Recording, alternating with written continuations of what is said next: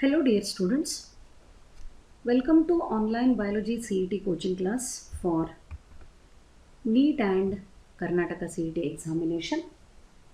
In the previous video, I discussed some NCERT based questions on the topic plant growth and development.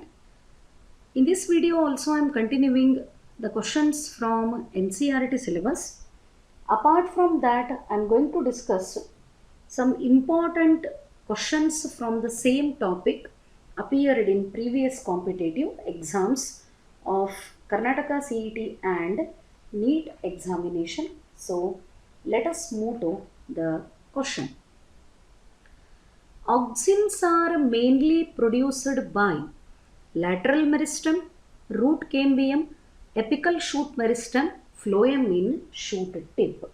So what is the right answer for this question? So auxins are mainly produced by shoot tip. So ನೀವು ನೆನ್ಪಿಟ್ಕೋಬೇಕಾಗಿದ್ದು shoot ಟಿಪ್ಪಲ್ಲಿ auxins root tip ಒಳಗೆ cytokinins. So auxin concentration is always more in the apical shoot meristems, that is nothing but tip of the stem or shoot.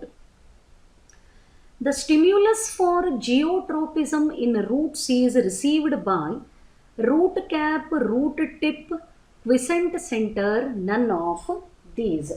The stimulus for geotropism. What is geotropism? Geotropism is nothing but growth of the plants in response to the gravity force or in response to the gravitational force. It is called geotropism. Let me write that. What is geotropism? Geotropism is growth of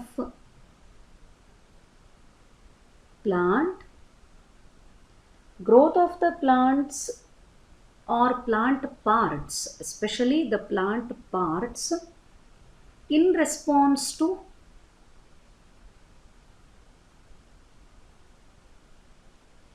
force of gravity. It is called the geotropism. Opposite term is phototropism. ಅಂದರೆ plant parts light source ಕಡೆಗೆ grow ಆಗ್ತಿದ್ರೆ ಅದನ್ನು phototropism ಅಂತ ಕರೀತಾರೆ. Gravity ಫೋರ್ಸಿಂದ soil ಕಡೆಗೆ move ಆಗ್ತಿದ್ದು ಅಂದ್ರೆ ಜಿಯೋಟ್ರೋಪಿಸಮ್ ಅಂತ ಕರೀತಾರೆ. And right answer for this one is root cap, option A. The stimulus for geotropism is received by root cap. Then one more thing I need to inform here. In aquatic plants ಗೆ root is having root pockets and root pockets show response to the geotropism. Root packets, not pockets, it is root packets. Root packets show response to the geotropism in case of aquatic plants. Then native auxin, that is endogenous, is transported in plants from shoot tip in a downward direction by the special transport system in the root through vascular system in plants. None of these. Auxins ಎಲ್ಲಿ develop ಆಗ್ತಾವಂತ ಹೇಳಿದೆ? See, this is the plant part. ಇದನ್ನು plant part ಅಂತ ತಿಳ್ಕೊಂಡ್ರೆ this can be considered as shoot tip. ಇದಕ್ಕೆ stem tip ಅಥವಾ shoot tip ಅಂತ ಕರಿಬಹುದು. ಸೊ ಆವಾಗಲೇ ಫಸ್ಟ್ ಕ್ವಶನ್ ಒಳಗೆ ಬಂತಿದ್ದು ಆಕ್ಸಿನ್ಸು ಮೇನ್ಲಿ ಎಲ್ಲಿ ಪ್ರೊಡ್ಯೂಸ್ ಆಗ್ತಾವ? Produced at the shoot apical meristem, ಅಂದರೆ ಶೂಟ್ ಟಿಪ್ ಒಳಗೆ ಜಾಸ್ತಿ ಪ್ರೊಡ್ಯೂಸ್ ಆಗ್ತಾವ. ಸೊ ಇಲ್ಲಿ ಪ್ರೊಡ್ಯೂಸ್ ಆದಂಥ auxins they move in the downward direction. But ಇಲ್ಲಿ ಇನ್ನೊಂದು ನೀವು ಪಾಯಿಂಟನ್ನು ನೆನ್ಪಿಟ್ಕೋಬೇಕು. Higher concentration of auxin is produced at the shoot tip and some amount of auxins are also produced in the root tip region. Root tip ಒಳಗೆ produce ಆಗಿದ್ದು upward direction ಒಳಗೆ move ಆಗ್ತದ. Shoot tip ಒಳಗೆ produce ಆಗಿದ್ದು downward direction ಒಳಗೆ move ಆಗ್ತದ. But maximum the movement of Auxin is observed from the shoot tip in downward direction. So option A is the right answer for this question. Then primary precursor of IAA is phenylalanine, tryptophan, tyrosine and valine. If you observe the options clearly, ನಾಲ್ಕು ಹೆಸರುಗಳು amino acid names ಅವ. Phenylalanine, tryptophan, tyrosine and valine. All these are the different types of amino acids. So ಇಲ್ಲೇ primary precursor for IAA ಅಂತ ಕೇಳಿದ್ದು. What is that IAA? IAA is nothing but indole acetic acid and it is naturally occurring auxin. IAA is nothing but indole acetic acid and this is example for natural auxin. And primary precursor for indole acetic acid is nothing but tryptophan. It is a type of amino acid. Then moving to the next one more point ಹೇಳಬೇಕಿಲ್ಲೇ. Auxins are responsible for phototropism. Phototropism ಅಂದರೆ ಯಾವುದು? Movement of the plant part towards the source of light. Plant parts light source ಕಡೆಗೆ turn ಆಗೋದು ಅಥವಾ grow ಆಗೋದನ್ನು phototropism ಅಂತ ಕರೀತಾರೆ. And that phototropism is influenced by the auxin. Auxins are synthesised at the shoot tip. So stem tip light source ಕಡೆಗೆ ಯಾಕೆ ಮುಖ ಮಾಡಿಕೊಂಡು ಗ್ರೋ ಆಗ್ತದೆ ಅಂತಂದರೆ because of the phototropism. And phototropism is induced by the auxin. Next, which of the following effects of auxin is of wide application? ಭಾಳನೇ important and interesting question. ಇದನ್ನು ಸ್ವಲ್ಪ ಕರೆಕ್ಟಾಗಿ ನೋಡಬೇಕು. Which of the following effects of auxins is of wide application? ಆಕ್ಸಿನನ್ನು ಯಾವ್ಯಾವ ಪ್ರಾಸೆಸ್ಸನ್ನು artificial ಆಗಿ induce ಮಾಡೋಕ್ಕೆ ಬಳಸ್ಕೊತಾರೆ? Induction of fruit development, this you need to remember. In pineapple, as well as for the purpose of parthenocarpy, production of seedless fruits, induction of root initiation in tissue culture, and even prevention of abscission. All the three are the effects of auxin, and auxins are used for all these applications. Therefore, the correct answer for this question is option D. ಎಲ್ಲದಕ್ಕೂ ಬೇಕು. Fruit development induce ಮಾಡಲಿಕ್ಕೆ auxin spray ಮಾಡ್ತಾರೆ. Root initiation ಮಾಡಲಿಕ್ಕೆ auxin use ಮಾಡ್ಕೋತದ. Young leaves, young fruits fall off ಆಗಬಾರ್ದು ಅಂದರೆ ಅಲ್ಲೇ dead tissue formation ಆಗಬಾರ್ದು. Even to prevent the abscission the auxins are used. So the right answer for this question is option D. Then moving to the next question.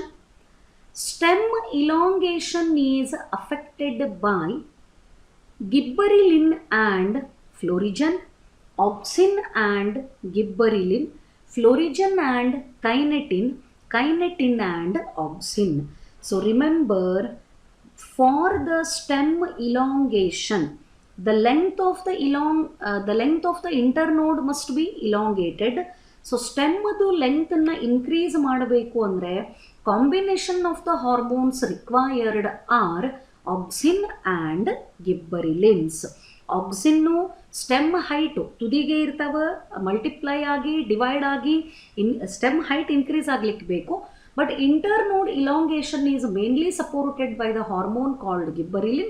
So the right answer for this one is option B. Apical dominance means separation of growth of the apical bud by axillary buds, separation of growth of axillary buds by the presence of apical bud, stimulation of growth of axillary bud by the removal of apical bud, initiation of growth of axillary buds by removal of apical bud. Apical dominance ಅಂದ ತಕ್ಷಣ ನೀವು ಒಂದು point ನೆನ್ಪಿಟ್ಕೋಬೇಕು. Apical dominance is caused by accumulation of the auxins. Stem tip is main source of auxin synthesis. So stem tip or shoot tip, here let us consider this as the stem tip where the synthesis of auxin is very high. So stem tip ಒಳಗೆ auxin collect ಆಗೋದ್ರಿಂದ ಈ axillary buds ಅಥವಾ lateral buds ಅಂತ ಏನು ಕರಿತೀವಿ, axillary buds grow ಆಗಲಿಕ್ಕೆ ಚಾನ್ಸೇ ಇಲ್ಲ. Axillary bud growth is suppressed by the auxin. ಭಾಳ ಸರಿ ಇದನ್ನು ಡಿಸ್ಕಷನಿಗೆ ಬಂದಂಥದ್ದು. ಕ್ವಶನ್ ಡಿಸ್ಕಸ್ ಮಾಡಬೇಕಾದ್ರೆ ಯಾವಾಗ ಸ್ಟೆಮ್ ಟಿಪ್ಪನ್ನು ರಿಮೂವ್ ಮಾಡ್ತದ ಅಲ್ಲಿ ನಾವೇನು ರಿಮೂವ್ ಮಾಡ್ದಂಗಾಯಿತು, ಆಕ್ಸಿನನ್ನು ರಿಮೂವ್ ಮಾಡ್ದಂಗಾಯಿತು. ಯಾಕಂದರೆ ಟಿಪ್ ರಿಮೂವ್ ಆದರೆ ಅಲ್ಲಿ ಕಲೆಕ್ಟ್ ಆಗಿರೋವಂಥ ಆಕ್ಸಿನ್ನು ರಿಮೂವ್ ಆಗ್ತದೆ. That supports the growth of axillary ಬಡ್.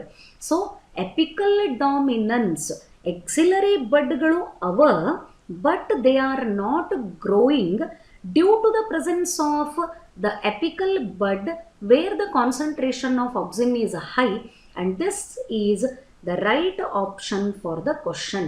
Apical dominance means separation of growth of axillary bud by the presence of apical bud.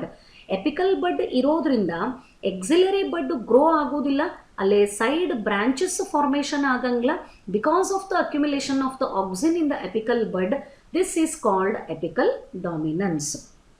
Then plant hormone associated with climacteric respiration is. I will mark the answer first and now go for the explanation. Plant hormone associated with climacteric respiration is nothing but ethylene. One more new term for explanation. Enidu? Remember, ethylene is a gaseous phytohormone. So phytohormones ಒಳಗೆ gaseous stage ಒಳಗಿರೋದು ಒಂದೇ ಒಂದದ ನಮಗೆ ಯಾವುದದು? It is ethylene. When the fruits undergo ripening, actually ಇಥಿಲೀನದ effect ಅಂದರೆ it helps in the ripening of fruits. When fruits undergo ripening, ripening ಅಂದರೆ full ಹಣ್ಣಾಗೋದು. ದ ಫ್ರೂಟ್ಸ್ ಅಂಡರ್ಗೋ ರೈಪನಿಂಗ್, ಆವಾಗ ಏನಾಗ್ತದೆ?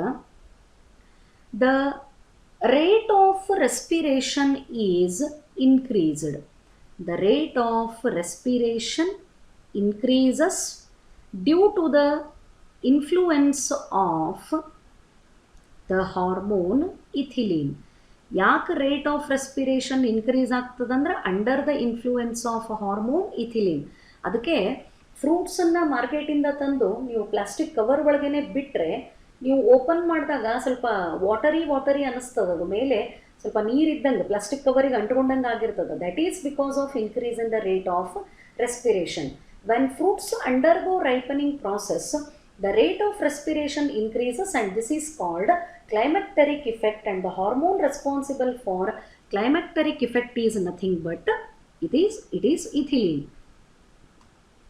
IAA mainly inhibits the growth of IAA andre yavudu indole acetic acid. Indole acetic acid is a type of auxin.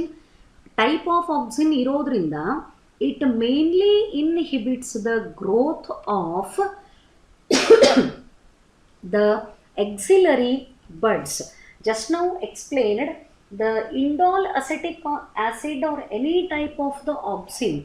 Auxin is accumulated in the it is accumulated in the shoot apex. Shoot apex ಒಳಗೆ auxin accumulate ಆಗೋದ್ರಿಂದ ಏನಾಗ್ತದೆ? the axillary buds growth is suppressed. So axillary growth suppress ಆಗಲಿಕ್ಕೆ, axillary ಬಡ್ದ growth suppress ಆಗಲಿಕ್ಕೆ ಕಾರಣ ಏನು ಅಂತಂದರೆ, it is because of the presence of the apical bud. Therefore the right answer for this question is option C. Indole acetic acid inhibits the growth of shoot or the axillary buds. Then moving to the next question.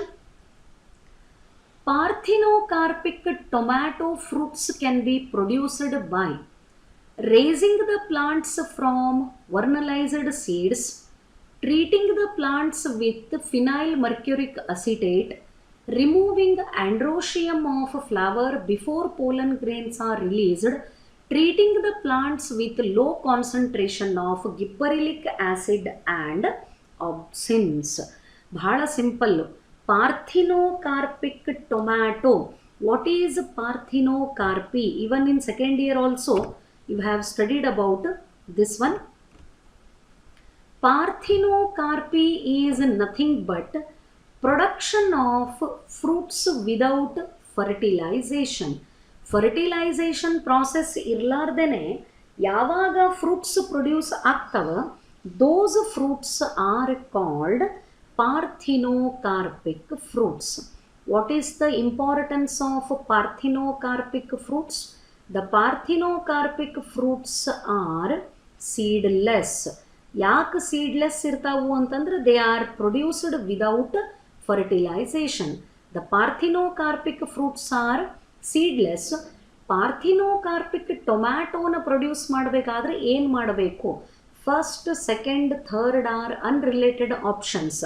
The right option is option D, because treating the plant with low concentration of gibberellic acid and auxin. Both gibberellic acid and auxin have the ability to induce the parthenocarpy in the plants. Therefore, the right option for this one is option D. Then moving to the next question. Foolish seedling or bacon disease of rice lead to the discovery of. Direct question, no, not necessary to think much about this one. Foolish seedling disease, ಇದು ರೈಸಿಗೆ ಬಂದಂಥ ಒಂದು disease, caused due to the infection of Gibberella fusicorae, which is a type of the fungus. ಯಾವ rice ಪ್ಲಾಂಟಿಗೆ ಅಥವಾ rice ಸೀಡ್ಲಿಂಗಿಗೆ ಈ ಗಿಬ್ಬರೆಲ್ಲ ಫ್ಯೂಸಿಕೋರೆಯಿಂದ infection ಆಗಿತ್ತು, ಅದರದ ಹೈಟು ಬೇರೆ ರೈಸ್ ಪ್ಲಾಂಟ್ಗಳಿಗೆ ಕಂಪೇರ್ ಮಾಡಿದರೆ ಮ್ಯಾಕ್ಸಿಮಮ್ ಇತ್ತು. And the name of the disease given is foolish seedling or bakanae, and this led to the discovery of gibberellic acid. So gibberellins were discovered while studying the reason for Bacane disease or foolish seedling disease of the rice. So the answer for this one is option B. Pruning of plants promote branching because axillary buds get sensitized to ethylene, cytokinin, gibberellin and IAA. That is the indole acetic acid. Nodri mattade question. Pruning ಅಂತಂದರೆ removing of plant parts. Usually garden ಒಳಗೆ ಏನು ಮಾಡ್ತಾರೆ, plant ಟಿಪ್ಗಳನ್ನು, stem ಟಿಪ್ಪನ್ನು ಮೇಲಿನ ಮೇಲೆ cut ಮಾಡ್ತಿರ್ತಾರೆ. Stem ಟಿಪ್ಪನ್ನು cut ಮಾಡಿದರೆ ಅಲ್ಲಿ ಏನು ರಿಮೂವ್ ಆಗ್ತದೆ? ಆಕ್ಸಿನ್ಸ್ ರಿಮೂವ್ ಆಗ್ತವೆ. ಸೊ ಕೆಳಗಡೆ ಇದ್ದಂಥ ಸೆಲ್ಸು ಡಿವೈಡ್ ಆ್ಯಂಡ್ ರೀಡಿವೈಡ್ ಆಗ್ತವೆ. And cell division promoting hormone ಯಾವುದದ? Cytokinin. So pruning of plants promote the branching because axillary buds get sensitized to the cytokinin. The right answer for this question is option C. Then moving to the next question. Which of the following events would likely to occur if a plant tissue culture is treated with a solution containing relatively high concentration of cytokinin and low concentration of auxin? ಭಾರಿ interesting question. ಸ್ವಲ್ಪ ಅರ್ಥ ಮಾಡಿಕೊಂಡ್ರೆ ಇದನ್ನು ನೀವು ಈಸಿಯಾಗಿ mark ಮಾಡಬಹುದು. ಒಂದು ಪ್ಲಾಂಟನ್ನು ಎಲ್ಲಿ ಕಲ್ಚರ್ ಮಾಡ್ಲಿಕ್ಕತ್ತಾರ? ಟಿಶ್ಯೂ ಕಲ್ಚರ್ ಒಳಗೆ ಒಂದು ಪ್ಲಾಂಟನ್ನು ಕಲ್ಚರ್ ಮಾಡ್ಲಿಕ್ಕತ್ತದ. ಸೊ ಆ ಪ್ಲಾಂಟಿಗೆ ಏನು ಪ್ರೊವೈಡ್ ಮಾಡ್ಲಿಕ್ಕತ್ತಾರೆ ಇವರು ಟಿಶ್ಯೂ ಕಲ್ಚರ್ ಒಳಗೆ? High concentration of cytokinin. ಅಂದರೆ ಏನಾಗಬೇಕು? ಸೆಲ್ ಡಿವಿಷನ್ ಇನ್ಕ್ರೀಸ್ ಆಗಬೇಕು. Then relatively low concentration of auxin. Auxin ಕಡಿಮೆ ಕೊಟ್ಟರೆ ಶೂಟ್ ಫಾರ್ಮೇಷನ್ ಅಂದರೆ ಸ್ಟೆಮ್ ಫಾರ್ಮೇಷನ್ನು ಫಾಸ್ಟ್ ಆಗ್ತದೆ. ಸೈಟೋಕೈನಿನನ್ನು ಜಾಸ್ತಿ ಕೊಟ್ಟರೆ ಸೆಲ್ ಡಿವಿಷನ್ ರೇಟು ಇನ್ಕ್ರೀಸ್ ಆಗ್ತದೆ. ಸೆಲ್ಸು ಬಹಳಷ್ಟು ಡಿವೈಡ್ ಆಗಬೇಕಾದ್ರೆ ಇಲಾಂಗೇಷನ್ ಆಫ್ ದ ಸೆಲ್ಲು ಸ್ವಲ್ಪ ಕಡಿಮೆ ಆಗ್ತದೆ. So that the right answer for this question is option B. Bud and shoot formation it will be increased and slow cell expansion increased cell division. Bud and shoot formation start ಆಗ್ತದ, cell expand ಆಗೋದು slow ಆಗ್ತದ and cell division rate increase ಆಗ್ತದ. So this is for the option question number 60 and the right option is option B. The movement of auxin is largely, ಇಲ್ಲೊಂದು ಸ್ವಲ್ಪ correct ಆಗಿ ತಿಳ್ಕೋಬೇಕು. ಹೆಂಗಂದ್ರೆ ನಾನು ಆವಾಗಲೇ ಒಂದು ಕ್ವಶನ್ನಿಗೆ ಹೇಳಿದೆ, ಸ್ಟೆಮ್ ಟಿಪ್ ಒಳಗೆ high concentration of auxin. The stem tip it contains or it produces more auxin. Even root tip also produces auxin but in minute amount. Stem ಟಿಪ್ಪಿಂದ ರೂಟಿಗೆ ಆಕ್ಸಿನ್ ಹೋಗಬೇಕಂದ್ರೆ ಯಾವ ಮೂಮೆಂಟ್ ಇದು? This is downward movement. Root ಟಿಪ್ಪಿಂದ stem ಟಿಪ್ಪಿಗೆ ಹೋಗಬೇಕು ಅಂದರೆ this is upward moment.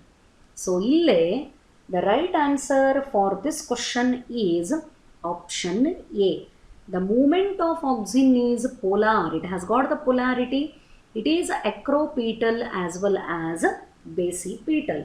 Root tip inda stem tippige hogbekandre the movement is upward and stem tip inda root tippige barabeku antandre movement is downward.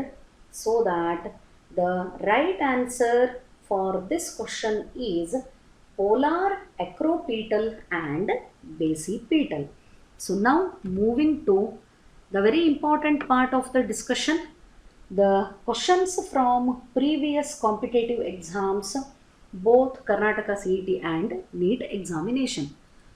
What is the site of perception of photo period necessary for the induction of flowering in the plants? ಅಂದರೆ plants ಒಳಗೆ flower production initiate ಆಗಬೇಕಾದ್ರೆ ಲೈಟನ್ನು absorb ಮಾಡಿಕೊಂಡು flower ಪ್ರೊಡಕ್ಷನನ್ನು induce ಮಾಡೋ capacity ಯಾವುದಕ್ಕದ? The given options are lateral bud, shoot apex, pulvinus and leaves. The right answer for this question is option D. ಯಾಕೆ ಅನ್ನೋದನ್ನು ಸ್ವಲ್ಪ ತಿಳ್ಕೊಳ್ಳೋಣ. So when leaves perceive the light radiations, photosynthetic pigments leaves ಒಳಗಿರೋದ್ರಿಂದ ಅದು light ರೇಡಿಯೇಷನ್ಸನ್ನು perceive ಮಾಡ್ಕೋತದ, absorb ಮಾಡ್ಕೋತದ. Because of that when the leaves receive light radiations, leaves ಒಳಗೆ ಒಂದು ಕೆಮಿಕಲ್ ಕಾಂಪೌಂಡ್ ಸಿಂಥಸೈಸ್ ಆಗ್ತದ. It is called florigen. ಆಗಲೇ ಯಾವುದೋ ಒಂದು ಆಪ್ಷನ್ ಒಳಗೆ ಬಂದಿತ್ತಿದು. ಫ್ಲೋರಿಜಿನ್ ಅನ್ನೋ ಅಂಥ ಕಾಂಪೌಂಡು ಎಲ್ಲಿ ಸಿಂಥಸೈಸ್ ಆಗ್ತದ? ಲೀವ್ಸ್ ಒಳಗೆ ಸಿಂಥಸೈಸ್ ಆಗ್ತದ. And this florigen is transported to ಎಲ್ಲೇ the apical meristem of shoot. This is transported to shoot apical meristem. Stem ಒಳಗಿರೋ ಅಂಥ ಟಿಪ್ಪದ ಎಪಿಕಲ್ ಮೆರಿಸ್ಟೆಮ್ಮಿಗೆ ಈ ಫ್ಲೋರಿಜಿನ್ನು ಟ್ರಾನ್ಸ್ಪೋರ್ಟ್ ಆಗ್ತದೆ. And the apical meristem of the shoot is converted or develops into floral meristem or floral primordium. Both of them are same. Floral primordia ಅಂದ್ರೂ ಒಂದೇ, floral ಮೆರಿಸ್ಟೆಮ್ ಅಂದ್ರೂ ಒಂದೇ. ಎಪಿಕಲ್ ಶೂಟ್ ಮೆರಿಸ್ಟೆಮಿಗೆ ಯಾವಾಗ ಫ್ಲೋರಿಜಿನ್ ರೀಚ್ ಆಗ್ತದ, apical shoot meristem or shoot apical meristem develops into the floral primordia, and finally this grow or develops into a bud, and from the bud there we can see the formation of flower. So the right answer for this question is option D. Then moving to the next question. It takes a very long time for pineapple plants to produce flowers. Which combination of hormones can be applied to artificially induce flowering in pineapple plants throughout the year to increase the yield? Pineapple ಒಳಗೆ flower production ಸ್ವಲ್ಪ ಜಾಸ್ತಿನೇ time ತಗೋತದೆ, ಯಾಕಂದ್ರೆ hole ಇನ್ಫ್ಲೋರಸೆನ್ಸು ಅಲ್ಲಿ fruit ಆಗಿ convert ಆಗ್ತದೆ. ಬಹಳ ಬೇಗನೆ pineapple ಒಳಗೆ ಫ್ಲವರ್ ಪ್ರೊಡಕ್ಷನನ್ನು ಇನ್ಕ್ರೀಸ್ ಮಾಡಬೇಕು ಅಂದರೆ ಏನು ಮಾಡಬೇಕು?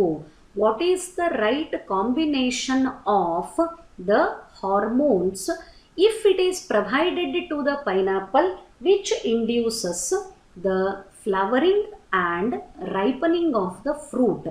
The answer is option A, auxin and ethylene. Auxin ಎದಕ್ಕೆ ಬೇಕು? For the promotion of flower in pineapple. Let me mark here and I will mention two hormones, NAA, naphthalene acetic acid, indole acetic acid. Both of them are used to initiate flowering in pineapple. ಮತ್ತು ethylene ಎದಕ್ಕೆ ಬೇಕು ಕಾಂಬಿನೇಷನ್ನಿಗಂದರೆ for the ripening of fruit.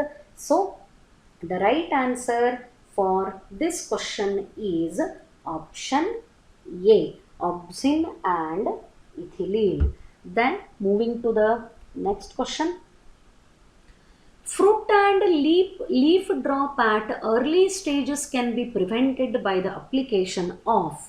Again the direct answer ಮೊದಲು discuss ಮಾಡಿರೋವಂಥದ್ದು, young leaves and young fruits fall off ಆಗಬಾರ್ದು ಅಂದರೆ it must be supplied with the concentration of auxin.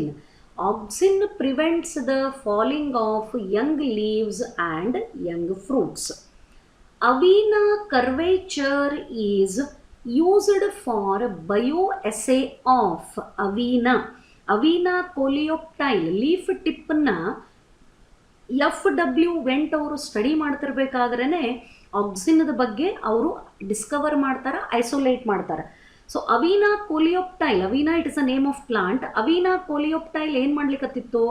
Stem tip started growing towards the source of light.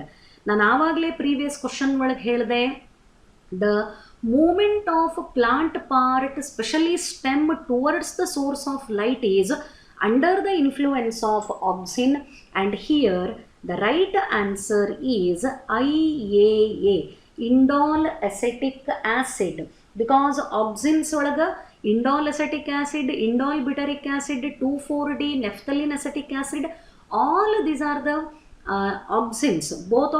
Both include synthetic as well as naturally occurring auxin. So avena curvature is for the because avena curvature is obtained due to the influence of IAA, that is indole acetic acid.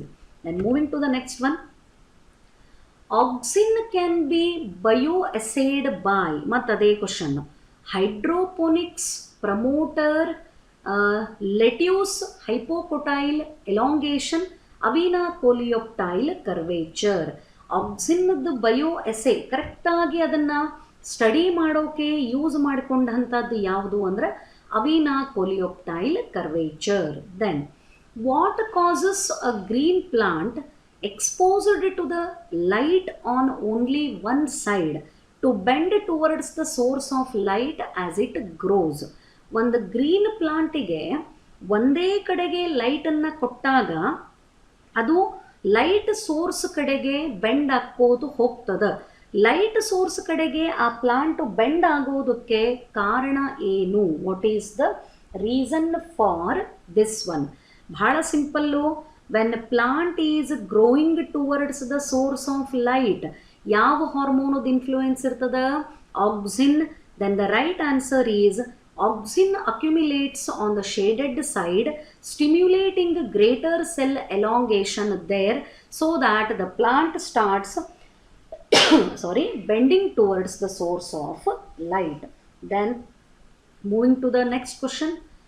Typical growth curve in plant is, direct answer, arithmetic growth and sigmoid growth curve. ಎರಡನ್ನ ಹೇಳ್ತೀವಿ. Arithmetic growth is not possible for all the part of the plant. So typical growth curve in plants ಅಂತ ತಗೊಂಡಾಗ obtained growth curve will be in the S form and it is sigmoid growth curve. If growth curve is plotted for the study of plant parts, initially the growth will be very low and gradually it increases. Finally it becomes steady, and this is lag phase, where the growth rate is completely slow and after some point it increases gradually. This is called log phase. Further there will be no increase. ಇದು increase ಆಕ್ಕೋತ ಹೋದರೆ ಹಿಂಗೆ ಬರಬೇಕಾಗಿತ್ತು, ಅದು arithmetic ಆಗಿಬಿಡ್ತದೆ. But ಒಂದು ಪಾಯಿಂಟಿಗೆ ಬಂದ ಮೇಲೆ ಅಲ್ಲಿ ಗ್ರೋತ್ ರೇಟ್ ಕಂಪ್ಲೀಟ್ ಆಗಿ ಸ್ಲೋ ಆಗ್ತದೆ, ಡಿಕ್ರೀಸ್ ಆಗಂಗಿಲ್ಲ. It remains constant. This is the constant phase known as steady phase. So this graph represents sigmoid growth, and plotted graph is in the form of English letter S. So the right answer for this question is option D. Which one of the following growth regulators is known as stress hormone? Again, easy and direct question. Direct agi ನೆನಪಿಟ್ಕೋಬೇಕು. The stress hormone in plants is only one, and it is abscisic acid. Whenever plants are subjected to environmental stress, it may be the salinity, it may be the drought, it may be high sunlight, whatever it is, high temperature, stress hormone ಅಂತ ಪ್ಲಾಂಟಿಗೆ ಯಾವುದಕ್ಕೆ ಕರೀತಾರೆ? ಅಬ್ಸೆಸಿಕ್ ಆಸಿಡಿಗೆ ಕರೀತಾರೆ. Plants ಯಾವಾಗ ಸ್ಟ್ರೆಸ್ಸಿಗೆ expose ಆಗ್ತವ, more amount of abscisic acid is synthesised in the plants and resulting in closing of the stomata. So the right answer for this question is option A. Next, cytokinin involves. ಇದರೊಳಗೆ ಕೊಟ್ಟಂಥದ್ದು ಯಾವುದು cytokinin ಅನ್ನು represent ಮಾಡ್ತದೆ?